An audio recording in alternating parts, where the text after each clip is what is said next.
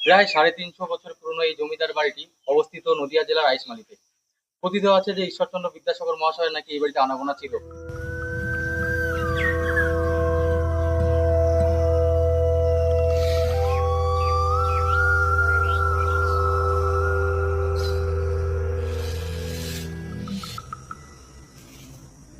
ভোরবেলা ঘুম ভাঙতেই আমি আর আমার বন্ধু এসে উপস্থিত হয়েছি এই জমিদার বাড়ির সামনে।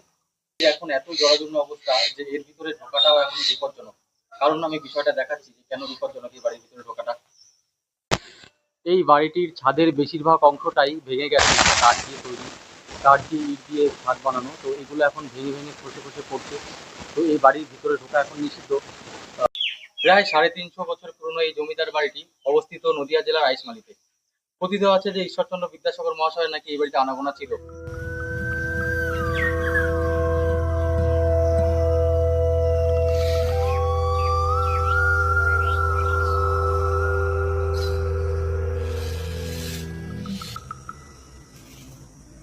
ভোরবেলা ঘুম ভাঙতেই আমি আর আমার বন্ধু এসে উপস্থিত হয়েছি এই জমিদার বাড়ির সামনে।